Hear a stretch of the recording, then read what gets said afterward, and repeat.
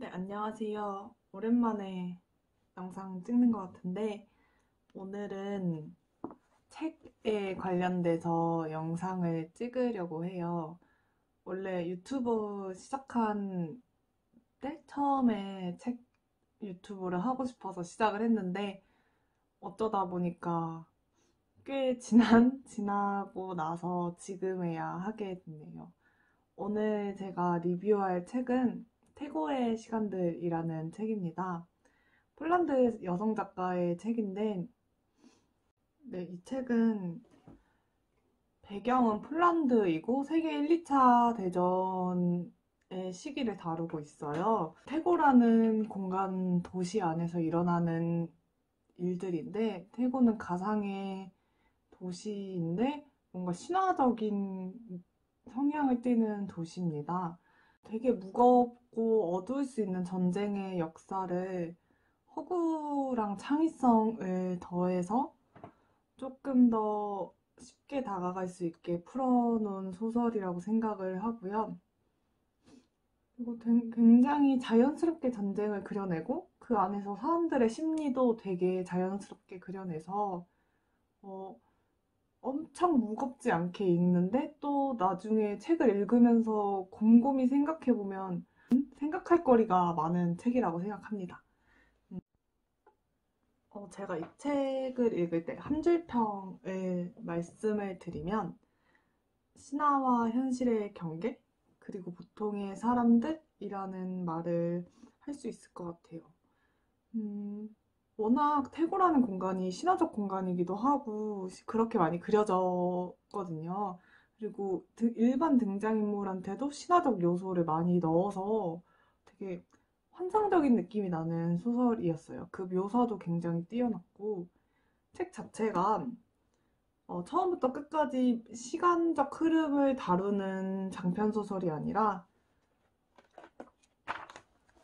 이렇게 누구누구의 시간 이렇게 진행이 돼요. 그래서 이 챕터 안에서는 이 사람이 주가 돼서 이 사람이 그때 느꼈던 감정이나 아니면 어떤 행동을 했는지 그렇게 그려나가고 있는데 여기서 특이한 점은 사람의 시간뿐만 아니라 커피 그라인더의 시간이나 뭐 물까마귀의 시간, 뭐 신의 시간 등 되게 사람이 아닌 것들한테도 챕터를 줘서 굉장히 신화적인 느낌이 나는 책이었습니다. 책의 내용을 모두 얘기할 수 없기 때문에 이제 키워드를 가지고 얘기를 해볼 건데 먼저 이 책 자체가 저는 신에 대해서 되게 생각을 많이 하게 되는 책이라고 생각을 했거든요. 그래서 신과 인간에 대해서 생각을 해보면 좋을 것 같아요.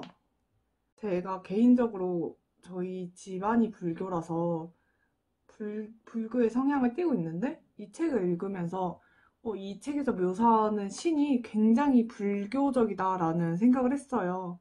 왜냐면 저는 뭐 천주교나 기독교에 대해서 지식을 가지고 있지 않지만 그런 종교에서는 신을 되게 절대자? 뭐 이렇게 그려내는 경우가 많은데 불교는 일반 사람들이 부처가 될 수 있다라는 것을 전제로 두잖아요.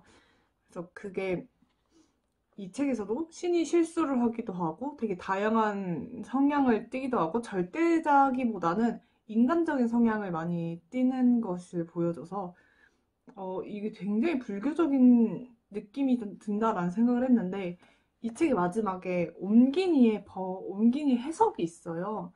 근데 또 이 작가가 불교의 영향을 많이 받았다고 써져 있더라고요. 그래서 그러면 여기서 그려내는 신도 불교적 신일 수도 있겠다라는 생각이 들었습니다. 한 부분을 읽어드릴 텐데 페이지 279에서 280쪽에서 이지도르라는 주인물과 그리고 수사님의 대화가 나와요. 이 상황이 이지도르가 이제 수도원에 들어가고 싶어서 갔다가 이제 수사님과 대화를 하는 내용인데 이 부분이 저는 이 책에서 정의하는 신에 대해서 말해주는 것 같아서 한번 읽어드리겠습니다. 하지만 수사님, 제가 계속 책만 들고 팔 거라고는 생각하지 말아주세요. 저는 뭔가 유용한 일을 하고 싶어요. 시내 개혁과 수도원이야말로 제가 꼭 필요한 곳이라고 생각합니다. 저는 뭔가를 더 낫게 바꾸고 싶고 모든 악을 바로잡고 싶고. 수사가 이지도르의 말을 가로막았다. 세상을 개선하겠다고? 매우 흥미롭구나. 하지만 실현 불가능한 일이야. 세상은 개선할 수도 계약할 수도 없단다. 그저 지금의 상태로 유지될 뿐이지. 하지만 여러분은 스스로를 개혁가라고 부르고 있잖아요. 아, 그것 때문에 오해를 했구나, 얘야. 우리는 세상을 개혁할 생각이 추호도 없단다. 그 누구의 이름으로도 말이야. 우리가 개혁하는 건 신이란다. 잠시 정적이 흘렀다. 어떻게 신을 개혁할 수 있죠? 이지도르가 놀라서 물었다. 할 수 있단다. 사람은 변해, 시대도 변하고, 자동차도 위성도 마찬가지지. 그런데 신은 말이야. 때로는 어떻게 설명해야 할까? 뭔가 시대착오적으로 느껴질 때가 있거든. 신은 매우 위대하다고 전능하다고 하지만 한편으로는 인간의 상상에 부응하기에는 조금 부족할 때가 있단다. 신은 변치 않는다고 생각했는데요. 누구나 본질적인 실수를 저지르기도 하고 틀릴 때도 있지. 이게 바로 인간의 속성인 거야. 우리 수도원을 창설한 밀로 성인이 증명하셨단다. 만약 신이 변치 않은 존재고 정지 상태에 머물러 있다면 세상은 존재하지 않게 될 거야. 신의 존재에 대해서 가변성을 둔다는 게 저는 굉장히 흥미롭고 또 다른 시각이라고 생각했어요. 저의 고정관념일진 모르겠지만 신은 뭔가 그 오래전부터 진리를 알고 있고 뭐 깨달은 자라고 생각을 했는데 과거에는 맞는 이치였지만 현재는 굉장히 틀린 이치인 경우도 많고 과거에는 굉장히 추대받는 사상이었는데 지금은 아닌 사상도 되게 많고 시대는 진짜 변하잖아요. 그 안에서 신의 역할이 변하지 않는다면 되게 구시대적인 거라고 생각이 들었거든요. 그래서 이 책에서 말하는 신의 인간적인 성향과 굉장한 다양한 모습이 이 문구 안에서 그려지지 않나? 라는 생각이 들었습니다. 네, 그리고 이 책에서 소수자의 이야기를 빼먹을 수가 없는데요. 이 책 자체가 일단 태고라는 공간에 전쟁이 일어나면서 남자들이 이제 전쟁을 직접 하러 가고 이제 여성들이 많이 남아있는 공간이 되었어요. 그래서 그 안에서 여성들의 이야기를 많이 그려내기도 하고 이지도르라는 인물이 있어요. 저는 개인적으로 이지도르한테 굉장히 마음이 갔는데 그 이유가 소수 좀 장애가 있는 인물로 그려지고 이제 탄생할 때부터 어머니가 애가 바뀌었다. 이지도르가 내 애가 아니다. 라는 주장을 펼치기도 하였거든요. 굉장한 지금으로 보면 소수자 그리고 사회 취약층이라고 생각이 드는 인물인데 그런 인물이 굉장히 빈번하게 등장하면서 이야기를 꾸려나가고 그런 게 저는 굉장히 흥미로웠어요. 그에 반대로 기득권자의 이야기도 많이 나오는데 저는 이제 주 등장인물은 아니었는데 상속자 포피스키 딸이 나와요. 근데 그 사람이 이제 어떤 미시아라는 등장인물과 대화하는 장면이 있는데 그것이 뭔가 기득권자가 가질 수 있는 순수함? 때묻지 않음? 사람들이 제일 무해할 수 있다라는 생각이 들게끔 하는 챕터가 있어서 읽어드리려고 합니다. 네, 책은 페이지 320쪽이고요. 네, 포필스키가 한동안 게임에 빠져 살아요. 약간 부루마블 같은? 그 게임에 빠져 사는데 그 게임을 이제 딸한테 내가 죽을 때 같이 묻어 달라라고 부탁을 했는데 결국엔 딸이 같이 안 묻어드리거든요. 그러면서 그걸 굉장히 유아적 행동이고 비정상적이라고 생각을 해요. 그런 상황에서 이제 미시아와의 대화를 하는데 미시아는 먼저 이지도르의 누나예요. 그래서 그것들은 어떻게 하셨나요? 미시아가 물었다. 처음엔 사진첩에 넣어두는 서랍 속에 보관했었죠. 그러다가 아이들이 갖고 놀기 시작했어요. 아마 우리 집 어딘가에 아직 있을 거예요. 집짓기 물록 속에 있으려나? 잘 모르겠네요. 애들에게 물어봐야겠어요. 아무튼 아버지의 관 속에 게임 상자를 넣어드리지 못해서 여전히 양심의 가책을 느끼고 있습니다. 상속자 포피에스키의 딸은 입술을 잘근잘근 깨물었다. 그녀의 눈빛이 또다시 뿌옇게 흐려졌다. 저는 아버님이 이해가 돼요. 저한테도 옛날에 소중한 물건들만 넣어두는 서랍이 따로 있었거든요. 하지만 그때 미시아는 어린아이였잖아요. 우리 아버지는 다 자란 성인 남자였다고요. 우리 집에도 이지도르가 있으니까요. 하긴 어쩌면 정상적인 가정마다 그런 사람이 한 명씩은 있을지도 모르겠네요. 우리 안에 있는 모든 광기의 단면들을 홀로 짊어지고 있는 누군가가요. 그가 일종의 안전밸브처럼 정상적인 상태를 유지해주는 걸 수도. 이지도르는 겉보기와는 달라요. 미시아가 말했다. 아, 기분 상하셨으면 죄송해요. 나쁜 의미로 말한 건 아니에요. 어쩌면 우리 아버지도 미친 게 아닐 수도 있죠. 아니면 진짜 미쳤을까요? 미시아가 재빨리 고개를 저었다. 미시아 씨, 제가 가장 두려운 건 아버지의 기행이나 기벽이 유전적인 것이어서 우리 아이 중 누군가에게 대물림 되지 않을까 하는 점이에요. 그래서 저는 아이들에게 특별히 신경 쓰고 있어요. 우리 애들은 요새 영어도 배워요. 저는 아이들을 프랑스에 있는 친척에게 보내서 넓은 세상을 보게 하고 싶어요. 서유럽의 대학이나 컴퓨터나 경제학처럼 미래를 확실하게 보장해줄 수 있는 실용적인 학문을 공부하면 좋겠어요. 미시아 씨, 저 아이들 좀 보세요. 정상적이고 건강하잖아요. 다 잘 될 거예요. 세상의 정과는 많이 달라졌잖아요. 더 커지고, 더 나아지고, 더 밝아졌으니까요. 예방주사도 생겼고, 전쟁도 끝났고, 사람들의 수명은 늘어났고. 안 그래요?